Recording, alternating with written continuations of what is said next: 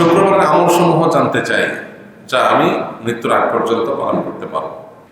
বাবা মারা গেলে দাদার সম্পত্তিতে ওয়ারিশ কি নাতি পাবে? আমার বাবা একজন মসজিদের ইমাম ছিলেন।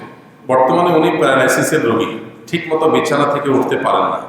বাবার অসুস্থতার কারণে আর লেখাপড়া করতে পারছি না, তাই একজনের মাধ্যমে আসন্না স্কিল ডেভেলপমেন্ট ইনস্টিটিউটের সন্ধান পেয়েছি। কিভাবে ভর্তি হব? একজন মানুষ তার ইমান ঠিক রাখতে প্রতিদিন কি কি আমল করা উচিত জানতে চাই।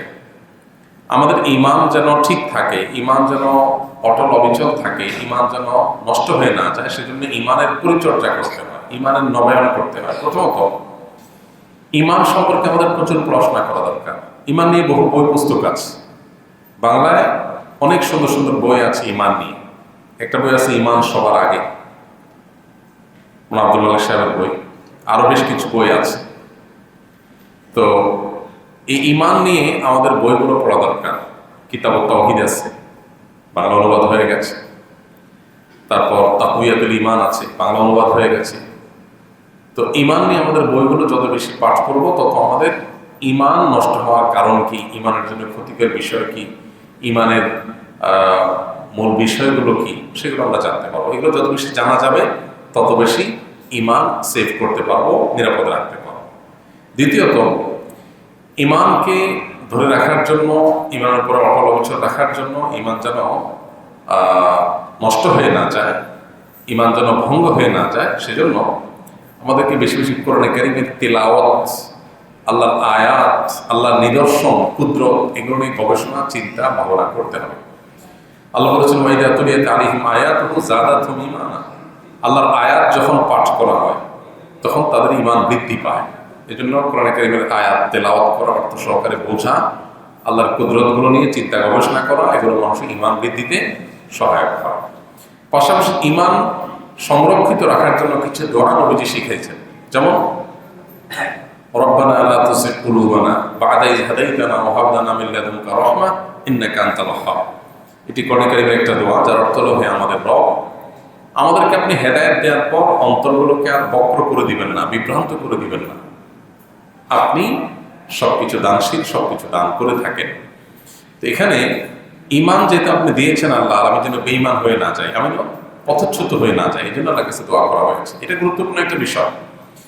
অনেকেই আছেন ইমানদার হয়ে পৃথিবীতে জীবন যাপন করেন, দুনিয়ার জীবন কাটান, কিন্তু একটা সময় আল্লাহ মাফ করুক, ট্র্যাক চেঞ্জ হয়ে বেঈমান হয়ে নষ্ট হয়ে যায়।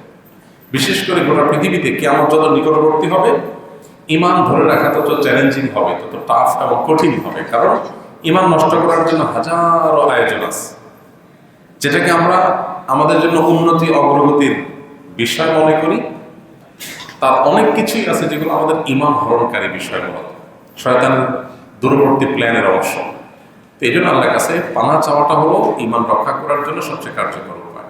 আল্লাহ যেন হেফাজত করেন, সেজন্য দোয়া করতে থাকেন। আল্লাহ আমাদের তৌফিক দান করুন।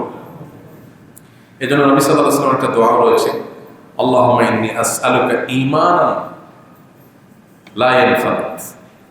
আল্লাহ, আপনার কাছে এমন একটা ঈমান চাই যে ঈমান নষ্ট হয়ে যাবে না, যে ঈমান নষ্ট হয়ে যাবে না, সেরকম ঈমান আল্লাহর কাছে চাওয়া নবী সাল্লাল্লাহু আলাইহি ওয়াসাল্লাম শিক্ষা দিয়েছেন। শুক্রবারের আমলসমূহ জানতে চাই যা আমি মৃত্যুর আগ পর্যন্ত পালন করতে পারব। শুক্রবারের সবচেয়ে বেশি যে আমলটা করতে হবে সেটা দুরূদ শরীফের আমল।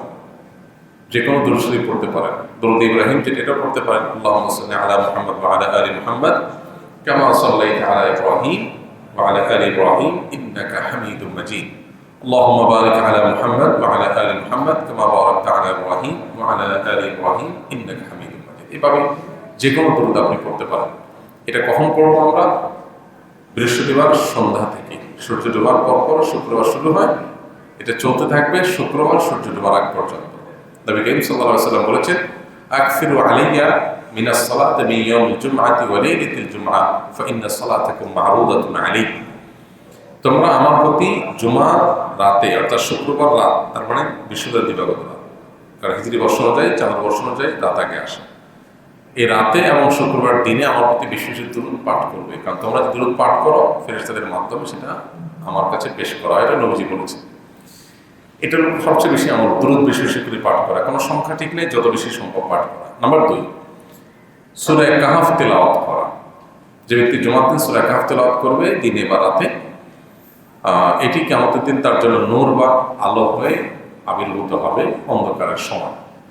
তৃতীয়ত, জুমার দিনের সবচেয়ে বড় এবং প্রধান আমল হলো জুমার নামাজ পড়া। সেটার জন্য আগে আগে চলে আসা মসজিদে। যেই যত আগে আসবে সে তত বেশি সওয়াবের ভাগীদার হবে। অতএব যত আগে আসা যাবে জুমার দিন, তত বেশি এটা আমাদের জন্য ফজিলতপূর্ণ হবে। এর বাইরে জুমার দিন উত্তম রূপে গোসল করা, সুন্দর পোশাক পরা, সুগন্ধি ব্যবহার করা, মেসওয়াক করা, মসজিদে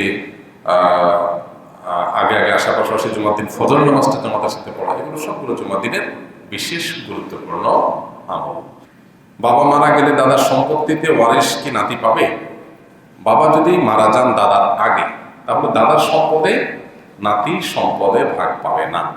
এখন প্রশ্ন হলো কেন পাবে না? উত্তর হলো, দাদা মারা গেলে তখন বাবা মালিক হয়। বাবা মালিক হয়ে বাবা আবার মারা গেলে তখন সন্তান মালিক হয়। মারা যাওয়ার আগ পর্যন্ত ওয়ারিসরা কখনো মালিক হয় না। মানুষ যতদিন জীবিত থাকে ততদিন সম্পদ তার নিজের, কোনো ওয়ারিসের না। সে চাইলে ভোগ করবে, দান করবে, খরচ করবে, যা খুশি তা করবে। ইসলাম ব্যক্তি স্বাধীনতা, মানুষের আর্থিক স্বাধীনতা এই পরিমাণ নিশ্চিত করেছে, যতদিন সে বেঁচে থাকবে ততদিন পর্যন্ত তার সম্পত্তিতে সম্পূর্ণ কর্তৃত্ব একমাত্র তার।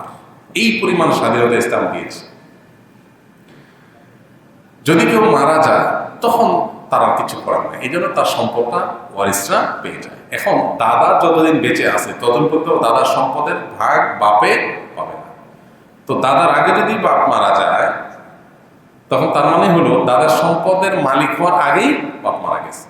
নাতি আবার ওই সম্পদের মালিক হবে বাপের থ্রুতে। বাপ যেটা মালিক হবে, বাপ মারা গেলে সেটা মালিক হবে। এখন বাপ তো নিজেই মালিক হয়ে নেই, নাতি প্রত্যেক মালিক হবে, এই জন্য নাতি মালিক হবে না। এখন প্রশ্ন হলো, তাহলে এটা কি অমানবিক নয় যে বাপ মারা গেল নাতি দাদা সম্পদে ভাগ পাবে না, নাতি চলবে কেন? এটার উত্তর হলো, বাপ যদি মারা যায়, নাতি যদি এতিম থাকে, ছোট বাচ্চা থাকে, ছোট থাকে, তাহলে তাদের ভরণ পোষণ দেওয়ার পরিপূর্ণ দায়িত্ব দাদার উপরে, বাধ্যতামূলক ভরণ পোষণ দেওয়া। এর পাশাপাশি নাতি হিসেবে দাদা চাইলে নাতিদেরকে তাদের সম্পদ থেকে যে কোনো পরিমাণ দিতে পারে। ওয়ারিস হিসেবে পাইলে তো নির্দিষ্ট সময় সব পরিমাণ পাইতে, এখানে যে কোনো পরিমাণই পাইতে পারে, সেই স্কোপও আছে। একটা মানুষের বেঁচে থাকার জন্য শুধু বাবার সম্পদই একমাত্র অবলম্বন না, আরো বহু উপায় আছে। অতএব কিভাবে তারা চলবে এই প্রশ্ন করা অবান্তর। আমার বাবা একজন মসজিদের ইমাম ছিলেন। বর্তমানে উনি প্যারালাইসিসের রোগী, ঠিক মতো বিছানা থেকে উঠতে পারেন না। বাবার অসুস্থতার কারণে আর লেখাপড়া করতে পারছি না, তাই একজনের মাধ্যমে আসুন্নাহ স্কিল ডেভেলপমেন্ট ইনস্টিটিউটের সন্ধান পেয়েছি। কিভাবে ভর্তি হব? ভর্তি হওয়ার জন্য আসুন্নাহ স্কিলের যে ফেসবুক পেজ আছে, বিস্তারিত সেখানে দেখতে পাবেন। যখন যখন সার্কুলার দেওয়া হয় তখন তখন আবেদন করে ভর্তি হতে পারবেন।